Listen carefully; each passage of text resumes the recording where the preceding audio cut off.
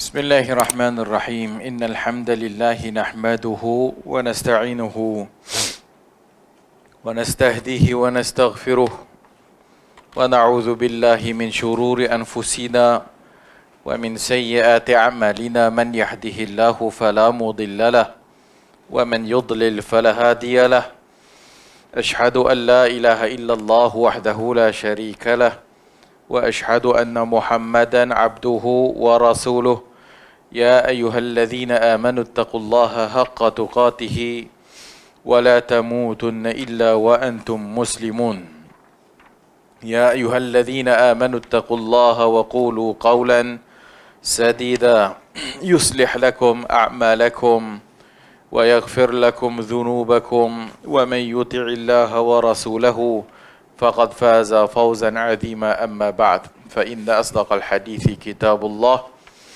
وخير الهدي هدي محمد صلى الله عليه وآله وسلم وشر الأمور محدثاتها وكل محدثة بدعة وكل بدعة ضلالة وكل ضلالة في النار أو كما قال صلى الله عليه وآله وسلم. Hadis yang ke-473 وعن أبي إسحاق أن عبد الله بن يزيد أدخل الميت من قبل رجلي القبر وقال هذا من السنة أخرجه أبو داود. Daripada Abi Ishaq bahwasanya Abdullah ibnu Yazid memasukkan mayat min qibali daripada arah kaki kubur, rijli al-qabr. Wa qala hadha minas sunnah, dan dia kata ini adalah sunnah.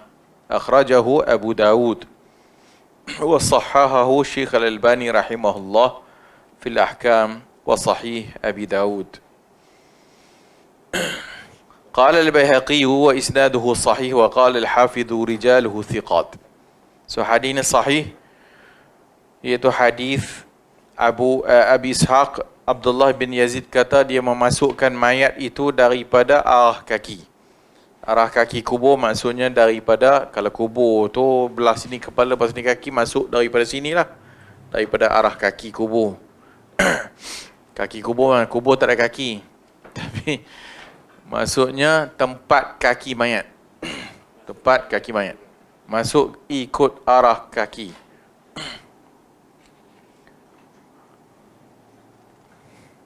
Iaitu min jihati al-mahall alladhi yudha fihi rijla al-mayyit, iaitu daripada arah di mana kaki mayat itu diletakkan. Fahuwa min itlaqil hali ala al-mahall. Maka yustahabbu an yudkhal al-mayyit fi qabrihi sallan bi an yaj'ala ra's al-mayyit fi al-mawdi' alladhi takunu fihi rijlah idha dufin thumma yasullu sallan rafiqan لأنه صلى الله عليه وسلم سل من قبل رأسه رواه الشافعي. Maka dimustahabkan untuk memasukkan mayat itu dalam kubur itu perlahan-lahan dari arah kaki lah. Kemudian daripada arah kaki masuk, kemudian masuklah dalam lahat. Wahwal ma'rufu 'inda sahabati wa huwa 'amal al-muhajirin wal ansar, dan itu ma'ruf di sisi para sahabat, dan itu adalah amalan muhajirin dan ansar. Idza lam tamakkana hadhihi as-sifah aw shaqqat udkhila al-mayyit qabrahu min haythu sahal idh al-maqsudu ar-rifqu bil mayyit.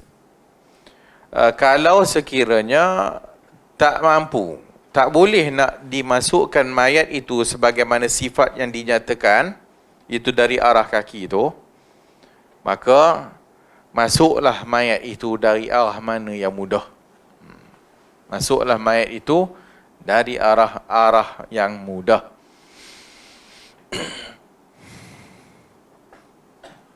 Dari arah yang mudah, mana-mana mudah lah. Dari arah kepala ke. Kalau kita orang Melayu biasa tepi kan. Tapi itu dah biasa kan, walaupun boleh masuk kubur ikut kaki. Dia masuk dari tepi. So dari tepi 3 orang masuk dalam kubur pegang kan, masuk macam tu kan. Boleh lah. Tapi dalam hadis yang kita bacakan ini minas sunnah. Maka sunnahnya dari arah kaki.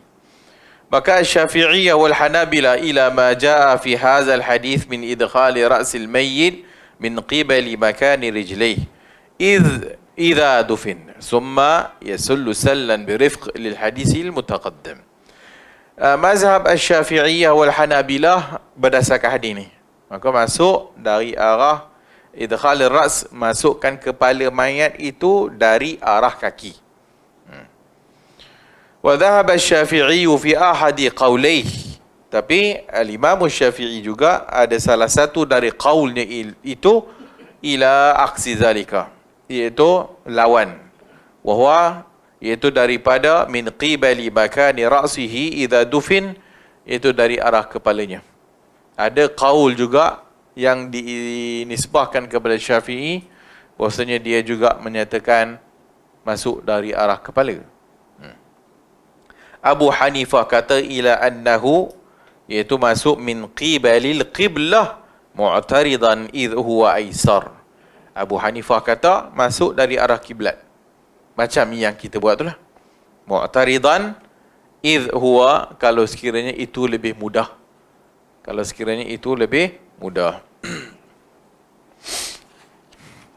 Maksud hadha minas sunnah yuradu bidzalika sunnatun Nabi sallallahu alaihi wasallam. Jadi maksudkan ini daripada sunnah, maksudnya sunnah Nabi lah, wa tariqatihi, dan jalan yang dilaluinya, wahya tashmulul wajib wal mustahab, dan dia meliputi perkara ini masuk dalam wajib dan mustahab. Minas sunnah lil hukum wa huwa wajibun wa yuqalu minas sunnati lil hukum huwa mustahab, fa fi hadzal hadits yuradu bihi al mustahab. Dikata minas sunnah tu sebenarnya boleh bermaksud wajib juga. Daripada kata minas sunnah itu juga boleh bermaksud mustahab. Dalam hadis ini yang dimaksudkan mustahab. Yang dimaksud mustahab. Maksudnya kalau siapa-siapa masukkan daripada arah kepala ke, dari arah kiblat ke, tak menjadi kesalahan lah. Maksudnya tak berdosa lah.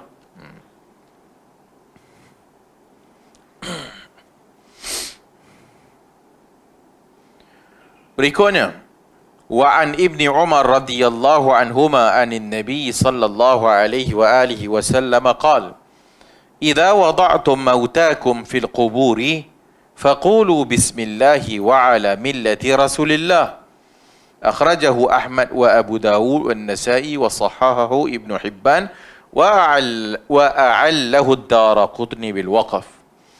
Ibnu Umar dari Nabi sallallahu alaihi wasallam kata, "Idza wada'tum mautakum," bila kamu masukkan mayat kamu fil qubur, dalam kubur, ucapkanlah faqulu bismillahi wa ala millati Rasulillah. Bismillahi wa ala millati Rasulillah. Hadis ni sahih, diriwayatkan oleh Abu Daud, Ahmad, juga disahihkan oleh Syekh Al-Albani rahimahullah. Al-Imam Ad-Daraqutni menyatakan hadis ini mauquf. Yang sahih, hadis ini ada sahih secara marfu', ada sahih secara mauquf. Diriwayatkan juga oleh Ashabus Sunan al-Arba'. Ashabus Sunan yang 4, Abu Daud, At-Tirmizi, Wan Nasa'i, Ibn Majah, Ibn Hibban wal Hakim. Ibnu Abi Shaybah juga meriwayatkannya. Walidha qala al-Hakim, maka kata Imam al-Hakim, innahu sahihun ala syarti syaikhain. Maka dia sahih menurut syarat syaikhain. Kama rawahu Ibnu Hibban an Syu'bah an Qatadah marfu'an. Jadi itu bacaannya. Bismillahi wa ala millati Rasulillah. Bila nak masukkan mayat itu, kita baca bismillahi wa ala millati Rasulillah. Millah maksudnya usul syara'i. Millah tu agama lah, syariat Nabi. Bismillah. Bismillah dengan nama Allah. Dengan nama Allah maksudnya dengan nama Allah wada'tuhu. Dengan nama Allah aku masukkan mayat ni. Dengan nama Allah aku memasukkannya dan menanamnya Sama macam perbahasan bismillah lah tak? So bismillah nak makan, baca bismillah. Apa makna dia? Bismillah, dengan nama Allah aku makan. Bismillah nak baca buku, bismillah maksudnya bismillah dengan nama Allah aku baca buku. Sebab kalau bismillah saja tak ada makna. Apa maksud tak ada makna? Kalimat tak sempurna. Al-kalimatu yang dikatakan kalimah ataupun bahasa Arab yang jumlah mufidah. So kalau bismillah dia tak mufidah. Bila tak mufidah dengan nama Allah, apa dia? Tergantung kan. Al-kalamu lafzul murakkabul mufidu bil wada'. Atau ajrumiyah tak?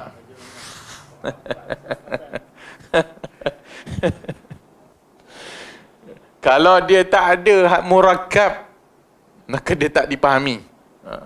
Maka sebab itu dia ada takdir dia. So bismillah dia ada takdir. Bismillah aku makan. Bismillah aku tidur. Bismillah aku masukkan mayat. Itu maksud bismillah. Bismillahi wa ala millati Rasulillahi sallallahu alaihi wasallam. Wa ana Aisyah radhiyallahu anha anna Rasulullah sallallahu alaihi wa alihi wasallam. Ada satu riwayat rawal Hakim wal Baihaqi tapi bi sanadin dhaif anna an-nabiy sallallahu alaihi wasallam lamma wada'at, apabila Nabi meletakkan, memasukkan ibnatahu Kulthum, apabila Nabi SAW memasukkan anaknya, anak perempuannya yang meninggal, Kulthum, fil qabr, dalam kubur, qala sallallahu alaihi wasallam, minha khalaqnakum wa fiha nu'idukum wa minha nukhrijukum taratan ukhra. Surah Taha ayat 55.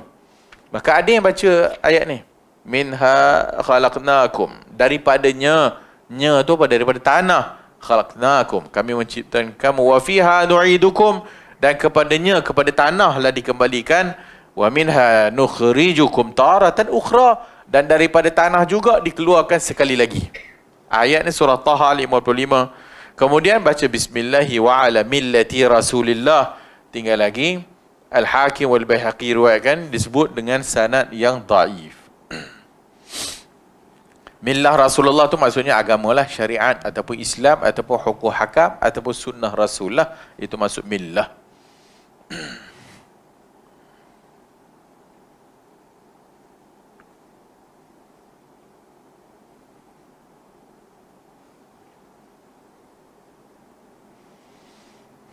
Okey, berikutnya. Wa ana Aisyah radhiyallahu anha anna Rasulullah sallallahu alaihi wa alihi wasallam qala kathru azmil mayyiti ka kasrihi hayyan. Adalah Rasulullah sallallahu alaihi wasallam itu bersabda, kasru azmil mayyiti ka kasrihi hayyan, mematahkan tulang, kasru azmil mayyit, mematahkan tulang mayat itu, ka kasrihi hayyan, seumpama mematahkan tulangnya waktu hidup. Rawahu Abu Dawud bi isnadin ala syarti Muslim, diriwayatkan oleh Abu Daud dengan sanad ala syarti Muslim, atas syarat Muslim. Wa zada Ibn Majah, ditambah oleh Al-Imam Ibn Majah, min hadithi, daripada hadis Ummi Salamah radhiyallahu anha fil ism, iaitu fil ism maksudnya kasru azmil mayyiti ka kasri hayyan fil ithmi. Itu riwayat Ummu Salamah dalam Ibnu Majah. Mematahkan tulang mayat seumpama mematahkan tulang dia waktu dia hidup dalam dosa. Maksudnya berdosalah. Kalau mematahkan tulang manusia waktu dia hidup dah berdosa, maka mematahkan tulang mayat juga berdosa. Hadisun sahih.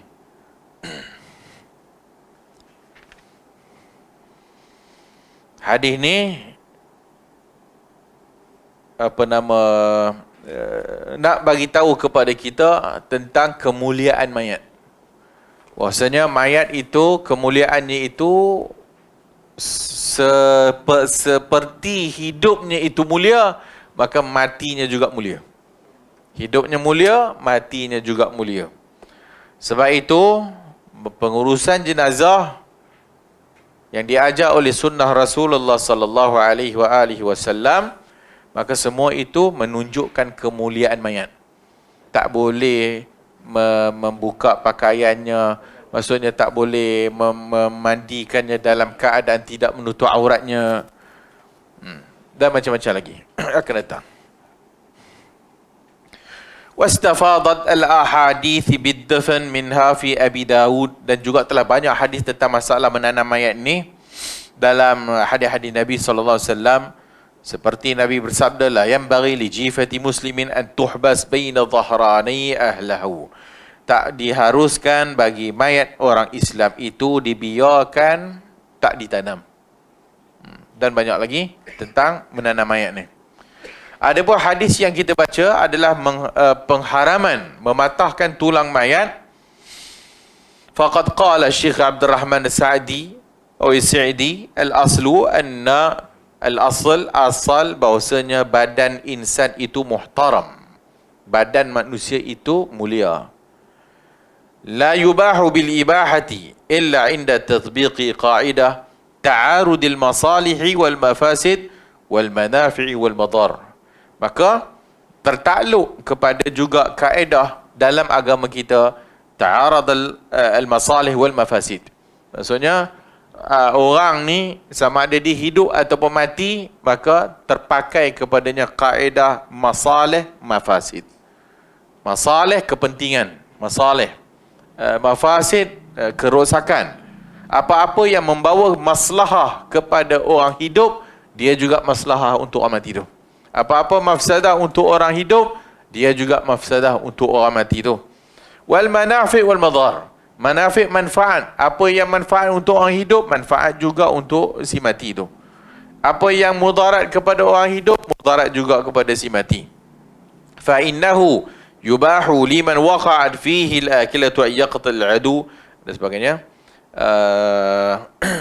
Berikutnya, wa bihadhil hurma al-insaniyah lil amwat أفتى رئيس الفتوى السابق في المملكة العربية السعودية الشيخ محمد ابن إبراهيم آل شيخ بقوله, maka oleh kerana hurmatul insaniyah, kemuliaan kemanusiaan itu bagi mayat-mayat itu, maka telah berfatwa Syekh Muhammad ibn Ibrahim Ali Syekh, mufti Saudi sebelum bin Baz lah. Dia kata la yajuzu nabshul qubur, maka haram untuk korek kubur. Wala yajuzu, dan tidak dibenarkan mururut tariqi alaiha, dan tak dibenarkan pergi pula buat jalan atas kubur tu. Lianna hadha al-imtihan lil amwat wa ma'lum anna lahum hurmah. Ini semua balik kepada nak menghormati mayat tu. Wa hum qad sabaqu ila hadha al-mawdi', dan mereka itu telah pun mendahului kita tempat itu, iaitu tempat perkuburan. Wasaru ilaihi fal quburu manazilahum, maka kubur itu rumah mereka. Fala yahillu, haram ataupun tidak halal untuk mengorek kubur fi quburihim illa li gharadin sahih, melainkan kalau ada keperluan yang sahih. Huwa ma kana min maslahatil mayyit, yang itu kalau sekiranya termasuk dalam maslahah mayat, au kafful adha, ataupun menahan daripada keburukan daripada kena pada mayat itu, wa nahwi dzalika. Amma idza kana li maslahati ghairihi min al-ahya aw al-amwat fala yajuz. Tapi kalau sekiranya pergi korek kubur dan sebagainya untuk maslahah orang yang hidup, maka semua itu adalah la yajuz, tak harus, tak diharuskan, tak dibenarkan. Wa min ihtiramil qubur wa ahliha, antara syariat mengajarkan kepada kita untuk menghormati kubur ini dan ahlinya, maka adamul mashi fiha bin ni'al, maka tidak boleh memakai selipar dalam perkuburan. Liqaulihi sallallahu alaihi wasallam, berdasarkan hadis Nabi, hadis yang diriwayatkan oleh Imam Ibn Majah, alqi sibtiyataik, bukalah selipar kamu. Iaitu Nabi sallallahu alaihi wasallam masuk ke perkuburan. Nabi nampak ada orang pakai selipar. Maka Nabi kata, buka selipar tu. Alqi sibtiyataik, buka selipar tu, buka dua selipar. Sibtiyah tu selipar. Sibtiyah secara umum selipar. Tapi as-sibtiyati atau bila diperincikan maksud sibtiyah tu adalah selipar yang dibuat daripada dulu daripada kulit lah, kulit binatang ke apa ke semua, yang telah dicantikkan dan telah dibuang bulu-bulunya dan dia elok lah. Maksudnya selipar elok.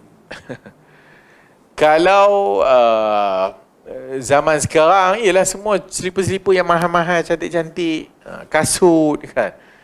So sibtiyatik. Atau keumuman umum saja. Umumlah kasut ke, elok tak elok, selipar ke, masuk dalam bab.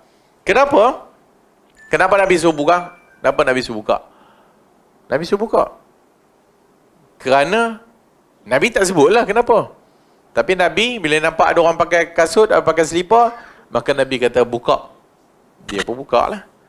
Maka hal ni para ulama kata ihtiram. Sebagai kemuliaan kepada kubur dan ahli kubur. Maka sunnah bila masuk perkuburan tak pakai kasut. Sunnah bila masuk perkuburan tak pakai kasut. Tinggal lagi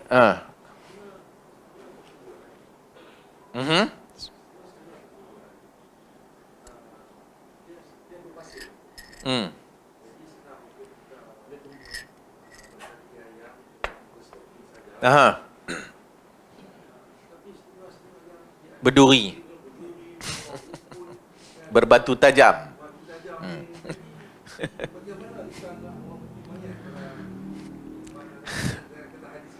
Maka secara umum itu asal. Ataupun secara umum tanggal selipar. Datang pengecualian. Jika sekiranya dengan menanggal selipar ataupun kasut itu boleh mendatangkan mudarat, pakailah kasut dan selipar. Seperti macam disebut tadi.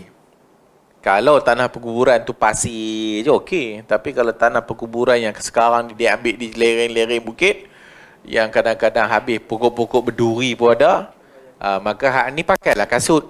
Pakai kasut sebab bila kita pakai kasut tu nak menjaga supaya tak cedera lah. Boleh. Ataupun tanah dia berbatu-batu. Batu kerikil kecil-kecil yang tajam-tajam tu. Kalau pijak sakit juga. Mau dibawanya keranda mayat tu betul gulik habis. Mayat bergulik mampu. Maka kalau keadaan demikian pakai kasut. Itu disebabkan ada kemudaratan tu. Jika sekiranya tak ada, maka eloklah tanggal kasut. Okey, di samping tanggal kasut menghormati ahli kubur dan juga sebagai ihtiram kepada ahlinya, ianya juga sebagai suatu i'tibar kepada hak orang yang masuk kubur lah. Kita juga akan menyusul. So bila kita ni akan menyusul, maka rendahkanlah dirimu. Maknanya tawaduk. Maka bila kita masuk, bukalah kasut. Sebagai suatu bentuk tawaduk. Sebagai satu bentuk nak menunjukkan bahawasanya jangan nak bermegah-megah dengan pakai kasut. Bila masuk tanah perkuburan dah lah dengan smart-smartnya. Masuk pun pakai kod lah dan sebagainya. Dia pun pakai kasut hitam. Kasut hitam berkilat. Lalu pula dah orang alamak kotor lah. Habis kotor lah kan. Tanggallah siap-siap. Tanggal siap-siap. Rendahkanlah dirimu. Kerana tempat inilah kita juga akan dimasukkan ke dalamnya. Assalamualaikum ya ahla diyari minal muslimina wal mu'minin wa inna insya'Allah bikum lalahiqun. Dan sesungguhnya kita ini insya'Allah akan mengikut, akan menyusul.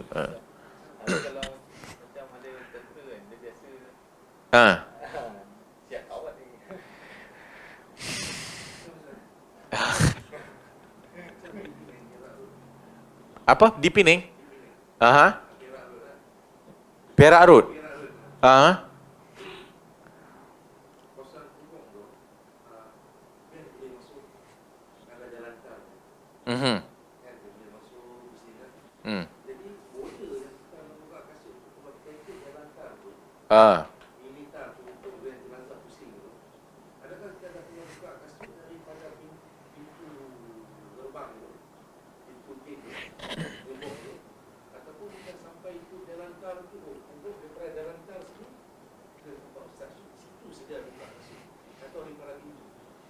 Dia dia tak ada miqdar lah. Dia tak ada had. Tang mana nak buka, tang mana tak buka. Dia hanya umum saja. Bila kita masuk makbarah, masuk kawasan perkuburan, maka tanggal selipar. Hak ni depends lah. Kalau sekarang ni masuk kawasan perkuburan, masuk daripada pintu masuk tu belum ada kubur lagi. Masuk dari pintu masuk punyalah sekilometer pun nak jalan kaki ke dalam kan. Dengan jalan tar dan sebagainya. So hak jauh ni bolehlah pakai kasut. Sehingga dah tempat kita parking kereta, katalah kita parking dekat, masuk dalam, punyalah jauh kan. Masuk dalam, bila kita ada tempat parking, tempat yang kita parking kereta tu, bila kita turun, tanggal kasut itu dah pergi masuk. Macam tu lah. Depends lah, tengok keadaan. Kalau ada saat lagi dia pergi bubuh pula 2 km hal lah, jenuh. Kan?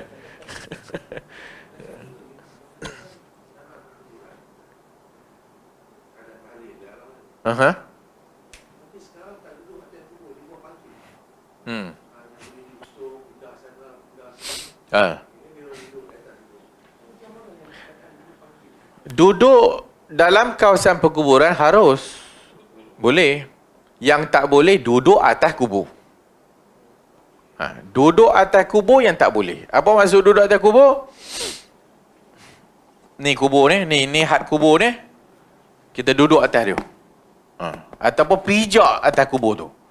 Tapi kita duduk dekat tepi-tepi ni, tempat jalan tu.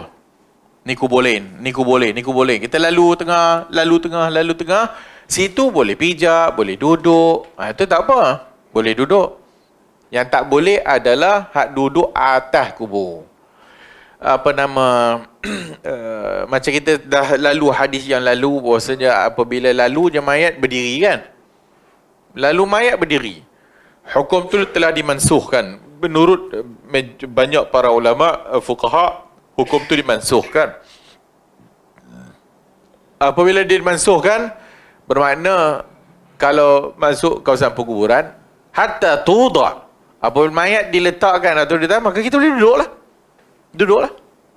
Boleh duduk. Tapi jangan duduk atas kubur. Yang jadi sebahagian orang buat, dia duduk atas kubur tu. Dia duduk atas, elok pula. Hak yang buat kubur tu elok pula. Buat jubir ni elok lah. Sedap orang duduk. No. Kalau dia bawa pumpkin tu atas kubur, pumpkin, apa istilah pumpkin tu dah macam labu apa? Pumpkin. Kalau dia bawa pumpkin tu atas kubur, itu dah nampak macam tidak menghormati dah. Memang tak duduk, tapi kita bubuh pumpkin tu. Ni kubur. Bubuh pumpkin tu lah, di kayu dia, duduk atas tu. Ini kurang ajar namanya.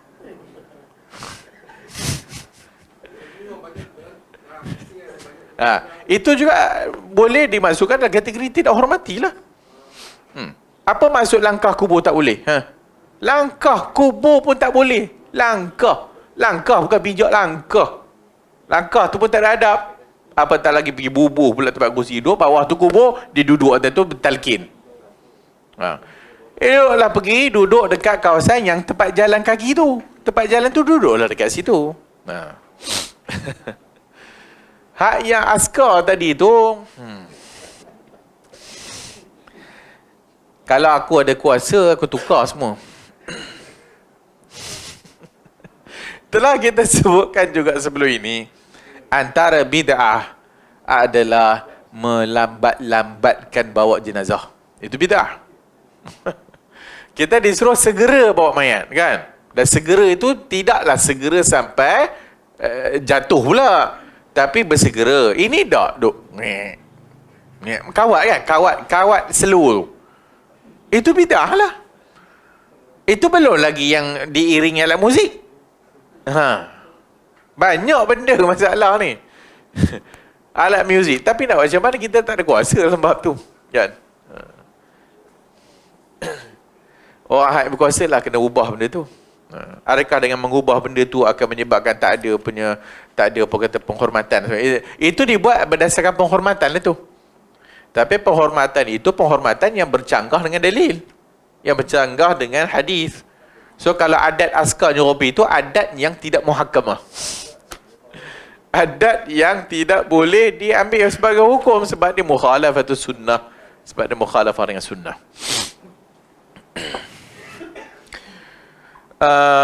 Jadi tak boleh adam al-mashi fiha bin ni'al, pakai selipar, pakai kasut dan sebagainya. Qala Ibn al-Qayyim ikramil qubur an wati'iha bin ni'al min mahasin syariah, iaitu kita memuliakan kubur, an wati'iha, daripada kita memijak kawasan perkuburan dengan selipar itu adalah min mahasin syariah, daripada kesempurnaan syariat. Wa qad akhbara anna al-julusa 'ala al-jamr, dan telah diberitahu oleh Nabi bahawa duduk atas bara api itu lebih baik daripada duduk atas kubur. Duduk atas kubur haram dan diancam. Nabi kata la ayajlisa 'ala jamr, engkau duduk di atas bara api khairun, lebih baik daripada engkau duduk atas kubur. Menunjukkan haram. Wal kuburu hiya darul amwat wa manazilihim, dan kubur itu adalah rumah si mati. Ammal hadisu fahuwa nassun fi tahrimi, adapun hadis yang kita bacakan ini adalah nas dalam pengharaman mematah-matahkan tulang mayat. Li'annahu syabihahu bi'azmil hayy, kerana dia itu disamakan, syabahahu, disamakan dengan tulang orang hidup. Tulang orang hidup. Fil hurmah, dari sudut kemuliaan wal ihtiram, wa adami ta'arrudilah li'annahu ma'sumun fi hayatihi, kerana dia itu maksum di kehidupan dia, dan juga maksum bila dia mati. La yahdharu karamatul ma'sum abadan bal karamatuhu baqiyah, bahkan kemuliaan dia itu kekal walau dia dah mati. Maka tak boleh kita patahkan tulang mayat. Juga wa yahrumu qat'u syai' min atrafil mayyit, haram untuk memotong atraf, ujung-ujung dan sebagainya mayat. Wa itlafi, dan mengitlafkan, maksudnya pergi potong dan sebagainya lah. Hak ni seperti muslah. Apa maksud muslah? Naha anil muslah, Nabi larang daripada muslah. Muslah ni adalah mayat ataupun orang yang kita pergi potong hidung dia, potong telinga dia, pergi potong jari dia, itu namanya muslah. Binatang pun tak boleh, haiwan pun tak boleh. Kita pergi potong kaki dia, atau dipanggil muslah. Maka manusia min babin aula. Mayat Hamzah ibn Abdul Muttalib, pakcik Nabi yang syahid dalam medan Uhud, dia tidaklah dibelah dadanya dan dilapah jantungnya oleh Hindun. Dah, hadis tu dhaif, hadis tak sabit. Yang sabit adalah mayat Hamzah di muslah. Muslah ni apa? Dipotong hidung, dipotong telinga, maksudnya dipotong atraf. So haram hukumnya, termasuk mayat kafir. Dan Nabi larang, dan Nabi bagi panduan ketika mana pergi perang. Boleh perang dengan nama Allah, dan Nabi kata haram muslah. Walau yang kita perang itu orang kafir, mayat tu kafir, haram kita muslah, haram kita pergi potong hidung, potong dan sebagainya. Tapi harus kalau sekiranya min bab, daripada bab qisas. Contoh, dia ni pergi potong hidung tentera Islam, dipotong tentera, potong, dia ditangkap. Hak dia tu, kita potong hidung dia, kita potong telinga dia. Hak tu dia haruskan. Ada apa selain daripada itu? Haram, tak dibenarkan.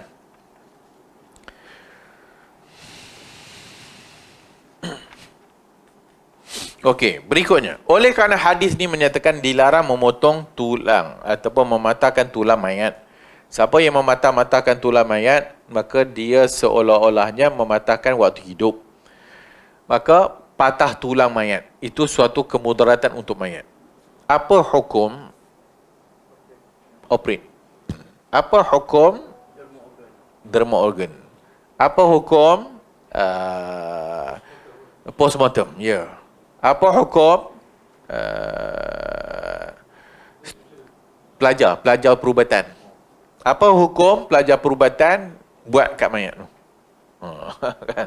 Ha.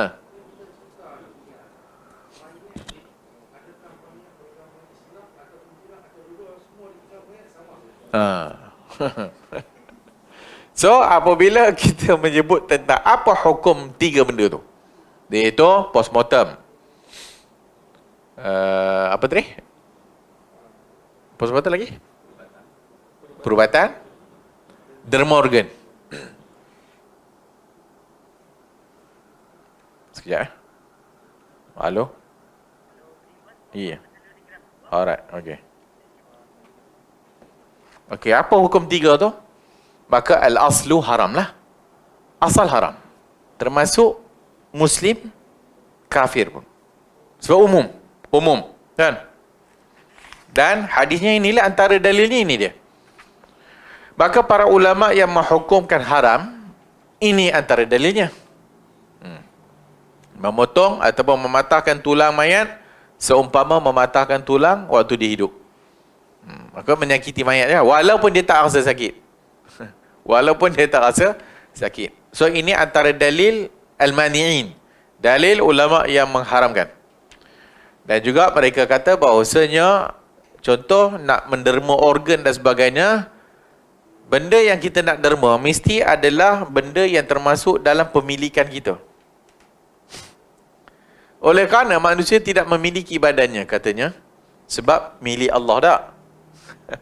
Badan kita ni milik Allah. Maka kita tidak memilikinya, maka haramlah untuk kita tabarruk, derma organ dan sebagainya. Tapi majoriti menyatakan harus sekiranya ada keperluan. So datang dengan qarar Hayat Kibaril Ulama Saudi, kemudian Majma' Fiqh bawah Rabitah Alam Islami, dan juga hatta majlis-majlis fatwa hak negeri-negeri, negara-negara, termasuklah negara kita dan sebagainya, mengharuskan perkara ini. Dipanggil at-tashrihu, tashrih. At-tashrih li gharadit tahaqquqi min da'wal jinaiyah. Satu, kenapa postmortem dibuat? Postmortem dibuat adalah kerana untuk melihat contoh kematian dia itu ada unsur jenayah ke tak? Kan? Ada unsur jenayah ke tak? Jika sekiranya untuk mengetahui tiba-tiba dia mati macam tu saja, dan dia mati tak tahu, tak ada siapa tahu sebab apa, dan tak pernah diberitahu dia itu ada sakit ke apa ke, tak pernah, tiba-tiba mati, maka dibuat postmortem. Dibuat postmortem bertujuan jika sekiranya ada unsur jenayah. Unsur jenayah tu apa-apalah. Macam mana nak tahu? Jangan tanya aku bukan doktor postmortem.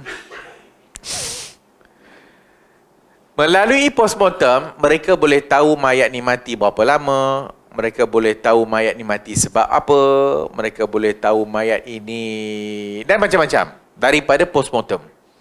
So postmortem dilakukan oleh bukan doktor biasa. Postmortem dilakukan oleh pakar. Maka dibuat Y kan, dia potong sini, kemudian tengah. Ini tak masuk muslah tu. Itu masuk muslah tu. Maka asal tak boleh lah. Asal tak boleh. Tapi kalau ada gharat untuk min da'wa jinaiyah, ada unsur-unsur nak tengok jenayah tak jenayah ni, maka dia pun belah, buat sini, potong sini, dia buka. Kan? So bila dia buka, dia check, dia tengok. Kalau ada merah kat sini, dah nampak lah, maksudnya kena cekik lah. Kalau sekiranya dia tengok pula, tengok, oh jantung. Semua mati mengejut kan? Mati mengejut. Banyaknya jantung lah. Banyaknya jantung. Ataupun dia cek, rupanya dia tertelan racun. Tertelan atau telan racun. Siapa yang menelankan dia? So mungkin ada unsur jenayah kat situ. Dan daripada postmortem, dia boleh tahu mayat ni bergelut ke tak. Maksudnya ada pergelutan ke tak. So jika ada pergelutan, ada unsur jenayah kat situ, maka benda itu perlu, maka diharuskan oleh para ulama. At-tashrih li gharadit tahaqquqi min amradin wabaiyah Berikutnya diharuskan kalau sekiranya nak melihat wabak. Dia mati disebabkan penyakit suatu wabak. So wabak ni macam mana dia punya apa orang kata modus operandi dia. Contohlah wabak yang melarat dan sebagainya, maka dia belah, dia tengok wabak ni mati ke tak. Bila orang ni mati, wabak tu mati juga ke tak, penyakit tu mati atau virus tu mati ke tak. Maka sekiranya tak mati, maka datanglah cara pengurusan dia tu. Maka COVID umpamanya tak, COVID sehingga tak boleh diuruskan oleh keluarga kan, maka COVID diuruskan di hospital. Maka dia ada cara dia macam mana. Itu semua adalah disebabkan benda yang melibatkan penyakit lah, wabak dan sebagainya. Maka itu adalah harus, kerana hak ni semua ada maslahahnya dan mafsadah ada. Mafsadahnya apa? Pada mayat tu lah kan. Dan kita dalam usul fiqah kan baru ni, apabila bertembung maslahah dengan mafsadah, maka ditimbang maslahah dengan mafsadah tu. Jika sekiranya benda yang melibatkan unsur-unsur jenayah ni, ini maslahah kepada umum. Dan kalau sekiranya wabak juga maslahah kepada umum. Tapi kalau sekiranya dilihat kepada mayat ni mati oleh kerana umur dah 75 tahun. Dah 75 tahun. Kehidupan dia keluar masuk hospital. Dah memang dah masuk hospital, pergi hospital, keluar balik. Masuk balik hospital, keluar balik. Tak sampai seminggu, warded balik. Mati dia. Perlu ke nak buat postmortem? Tak payahlah. Maksudnya secara umumnya dah tahulah penyakit dia lah. Jantung, kanser. Maka hak ni tak payah postmortem. Jadi postmortem diperlukan kalau sekiranya ada unsur-unsur jenayah ataupun ada unsur-unsur nak melihat kepada kalau penyakit-penyakit berjangkit dan sebagainya. Supaya boleh menjadi kita kata panduan kepada yang orang hidup ni. Supaya wabak tersebut dapat dibendung dan tidak disebarkan. At-tashrih li gharadil ilmi ta'alluman wa ta'liman. Yang berikutnya adalah tashrih, pembedahan ataupun dipotong-potong untuk tujuan pembelajaran. Maka hak ni berbeza dengan dua yang tadi. Pertama dan kedua ada masalahnya kat situ. Dan mafsadah kepada mayat tak besar nak banding masalah umum. Adapun hak yang nak digunakan untuk belajar tak belajar ni, maka dilihat. Jika sekiranya ada binatang yang boleh digunakan, maka digunakan binatang dululah. Seperti babi ke? Monyet ke? Nak tengok jantung, hak jantung yang lebih dekat dengan manusia, jantung babi. Jantung babi adalah mirip jantung manusia. Maka di situ datang ujian untuk manusia tu. Dah lah, haram lah. Boleh tak ambil sesuatu daripada jantung babi itu untuk dibubuh ke orang? Sekarang perubatan moden dia ada dipanggil conduit. Conduit tu dia macam saluran tu. So saluran itu bersumber dari dua. Satu bovine, satu porcine. Satu lembu, satu babi. Untuk budak-budak, kes congenital heart disease, untuk kanak-kanak, pada kebiasaannya, hak conduit babi itu lebih boleh pakai. Lembu tak sesuai. Untuk orang dewasa, lembu sesuai. Untuk kanak-kanak yang perlu dioperation pada waktu kecil, maka pada kebiasaannya babilah. Lepas dia ada dibubuh dalam jantung si kanak-kanak ni tadi, dalam lebih kurang 5-6 tahun kemudian, kemungkinan dia akan perlu lagi pembedahan lah untuk menukar pula benda tu. Sebab benda tu mana membesar. Manusia dia membesar. Conduit tu, saluran tu dia tak besar. Sebab dia bukan hidup kan. Maka dia kena operation lagi sekali. So bila dia operation lagi sekali, maka dibubuh bovine lah. Dibubuh lembu, tak ada isu lah. Tapi yang isunya nak bubuh babi tu. Dan bubur babi tu bukan dia pergi potong babi. Bubur kat. Bukan dia ambil daripada babi bubur kat situ. Benda tu dah diproses, dah di macam-macam dengan kimia whatever lah, dengan sainsnya kan. Bukan dia ambil seketul-seketul babi tu bubur dalam hak manusia. Maka dia ambil benda tu, diproses dan sebagainya. Maka jadilah dia hak yang tu lah. Tapi dia bagi tahulah sumbernya babi. Boleh ke tak boleh?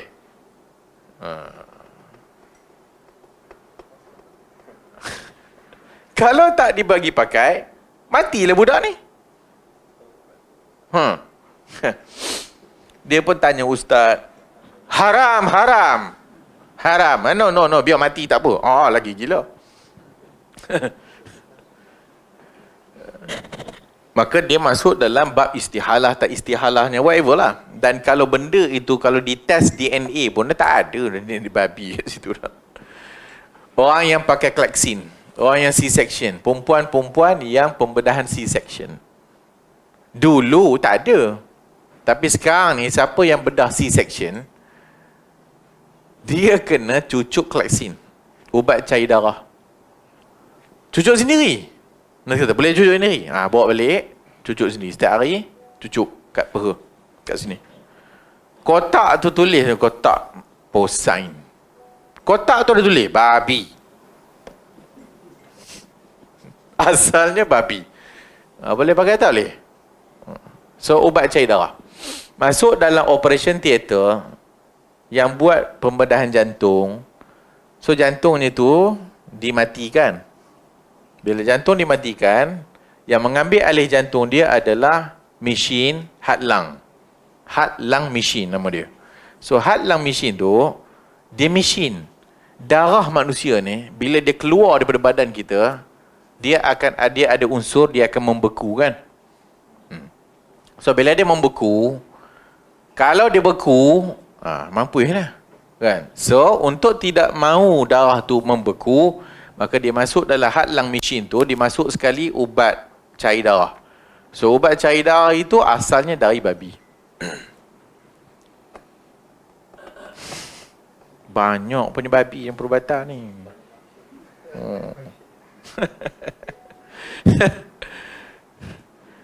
Tidak ada satu ubat pun ataupun apa-apa yang bidang farmaceutical ada cop halal jakim.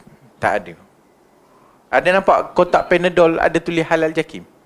Nampak? Tak ada. Semua ubat tengoklah, ada tak halal? Tak ada.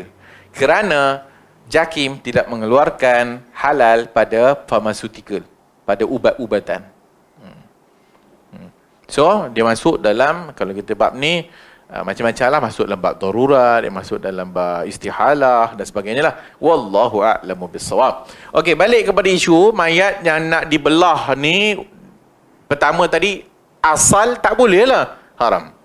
Okey, kalau boleh guna binatang, binatang. Tapi kalau ke binatang pun dia tak boleh pakai, kita mau tengok manusia betul-betul. Untuk belajar macam mana anatomi dia sebagainya. Maka diharuskan dengan syarat-syaratnya lah. Diharuskan dengan syarat-syaratnya. Antara syaratnya adalah tidak boleh menggunakan mayat orang Islam. Tak boleh guna mayat orang Islam. Dan tidak boleh menggunakan mayat zimmi. Kafir zimmi. Kafir zimmi, kafir yang tidak menentang Islam. Kerana ada hurmah. Kerana ada kemuliaan. Kemuliaan itu apa? Kemuliaan kemanusiaan. Laqad karramna bani Adam. Telah kami muliakan anak Adam. So, mayat yang ada ismah, mayat yang ada kemuliaan adalah mayat orang Islam dan mayat zimmi. Maka tak diharuskan menggunakan dua ni. Diharuskan menggunakan mayat harbi. Diharuskan menggunakan, kalau nak guna mayat orang kafir harbi.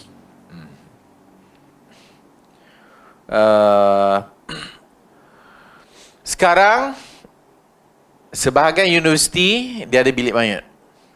Bilik mayat dia tu bukan isi mayat nak macam hospital lah. Bilik mayat dia itu mengisi mayat-mayat orang untuk kos perubatan. Dulu saya kerja kat satu universiti tu, dia ada bilik mayat dia. Masuk dalam tu. So ada satu bekas besar. So ada 1, 2, 3. Bekas sana ada 1, 2, 3 mayat. Mayat betul. Bukan mayat patung. Mayat betul. Hak mayat betul ni dah memang dia belah kat ni. So mayat tu orang lah, orang. So dia rendam dalam cecair.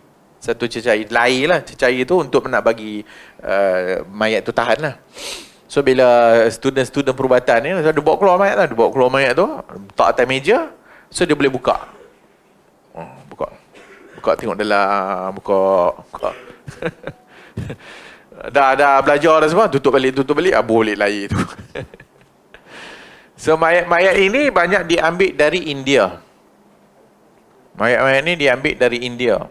Dan mereka beli dari India. Dan dia ada prosedur dia lah. Nak bawa tu sehingga ada escort polis escort dan sebagainya. So itu digunakan untuk perubatan lah. Untuk tujuan student perubatan yang belajar ni.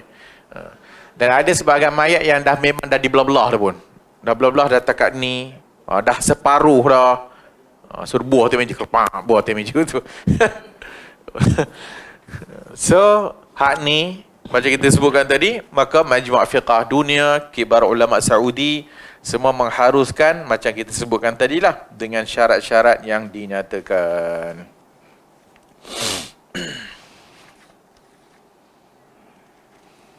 Sama kes berikutnya, kes menderma organ. Boleh tak derma organ? Derma organ ada dua keadaan. Satu, mayat yang dah matilah, of course mayat. Yang kedua, derma organ daripada orang yang masih hidup. Ulama khilaf, tapi majoriti menyatakan harus untuk derma darah, derma organ dan sebagainya. Kornea mata, derma jantung. Yang mana yang masih hidup, dia ambil contoh satu buah pinggang. Satu buah pinggang, tinggal sebuah je.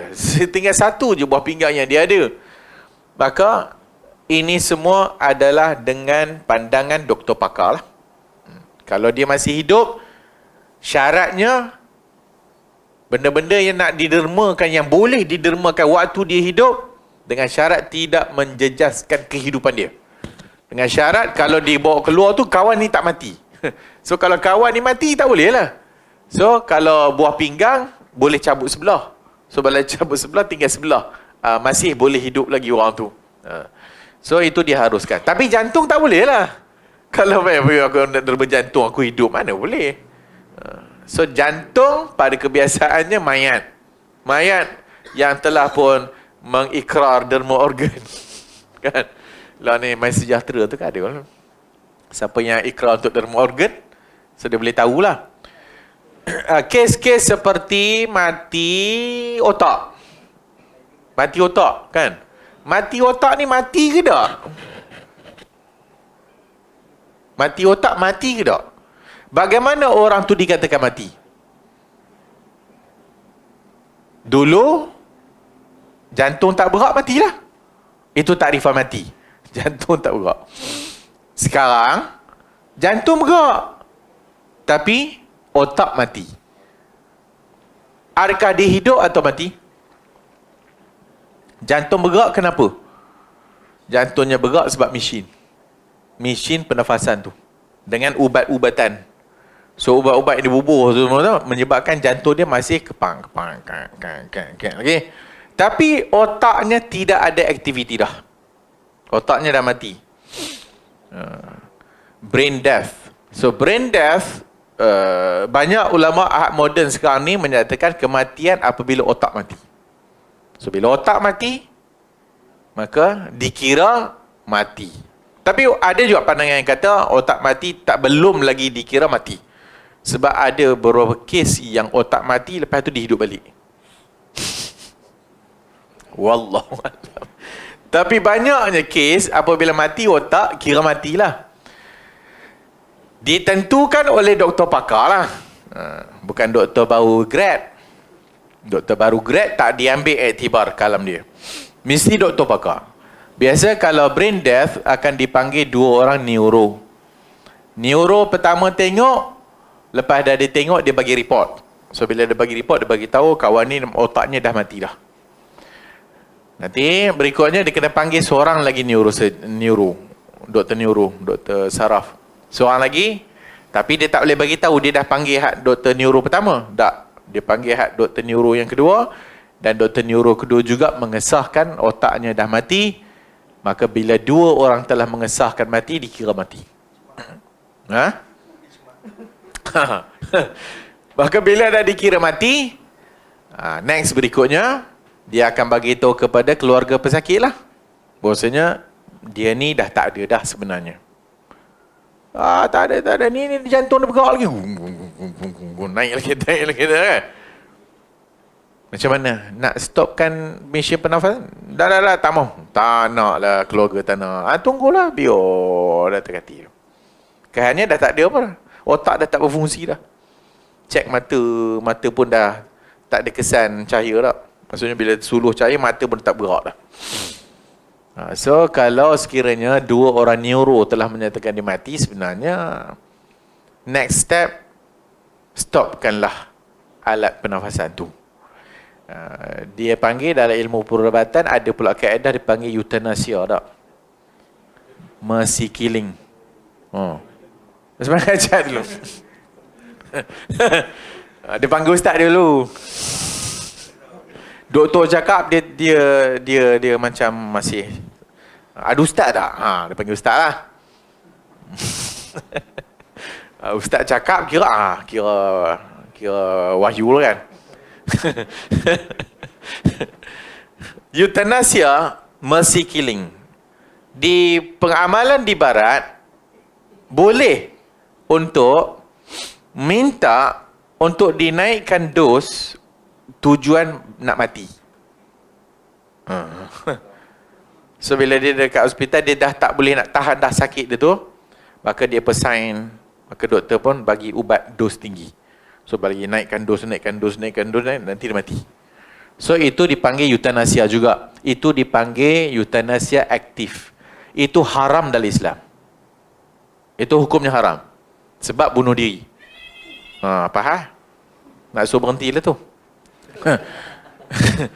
Yang kedua, euthanasia pasif. Euthanasia pasif diharuskan dalam Islam. Apa maksud dia? Maksudnya itulah pengamalan di Malaysia. Malaysia tak ada euthanasia aktif tak ada. Tak boleh. Di Malaysia boleh untuk pasif. Pasif ni maksud dia apa? Kita stop ubat. Bukan naikkan dos, stopkan ubat. So bila stopkan ubat, bila ubat-ubat semua tu dah di stopkan, tengok tu punya banyak 1, 2, 3, 4 kat ICU kan. Macam picagari tu, mesin tu. 5 ubat ada situ. So dia akan stopkan semua ubat tu. So bila dia stopkan semua ubat tu, mesin pernafasan still tak boleh tanggal. Itu dia punya pengamalan dia, adab, ethics. Mesin pernafasan tak boleh tanggal. So dia tutup dulu ubat. So bila dia tutup ubat, maka bila ubat dah tak ada, maka dia akan melalui proses mati secara natural. So dia akan turun, dia punya heart rate pun mula turun.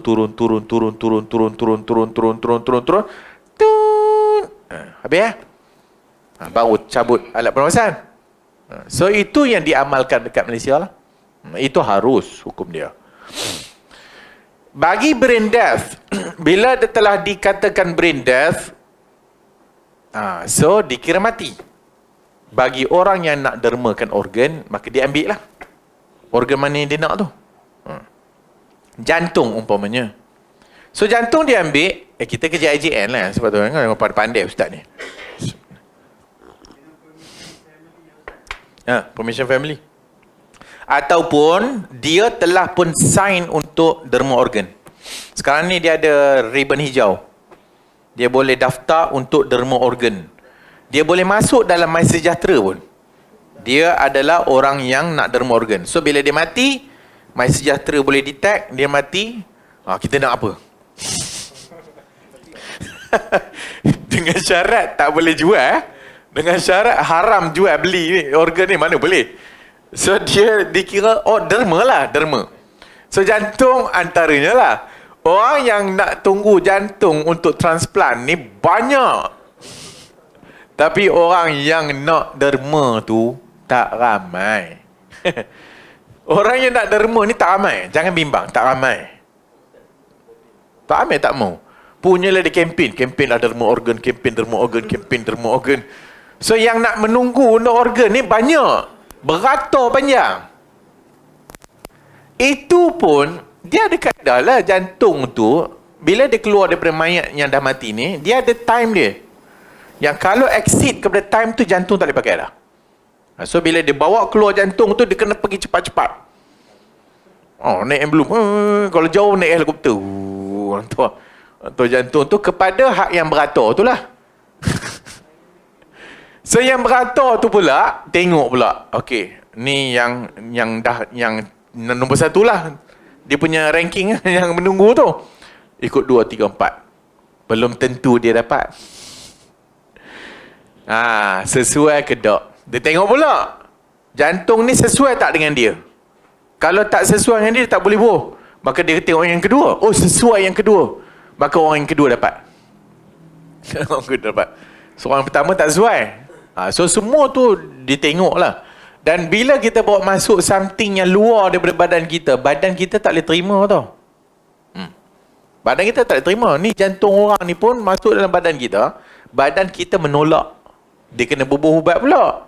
Berubat supaya jantung tu serasi. So banyaklah dia punya proses tu. Hak ni yang bila fatwa para ulama kata mesti dengan pandangan pakar. Maka pandangan pakar diambil kira dalam bab ni. Ustaz hanya boleh bagi tahu hukum je, tapi apa-apa pun kalau doktor pakar kata tak boleh, haram hukumnya. Kalau doktor pakar kata ini keberjayaannya itu 80%, boleh lah. Mana ada orang boleh buah 100% kan? Hak yang dapat jantung tu pun banyak yang meninggal juga. Yang dapat jantung yang dia dah banyak meninggal dah. Ada 1-2 je yang masih hidup je. Wallahu a'lamu bissawab. So ini semua adalah perbahasan dalam bila kita sebut tentang masalah mayat ni haram untuk dipatahkan tulang. Maka dikiaskanlah kalau patah tulang pun tak boleh. Bermakna apa-apa saja benda nak cucuk ke, nak bakar ke, nak muslah ke, semua adalah haram kepada mayat. Wallahu a'lamu bissawab. InsyaAllah kita jumpa lagi. Subhanakallahumma wa bihamdika asyhadu an la ilaha illa anta astaghfiruka wa atubu ilaik. Subhanakallahumma.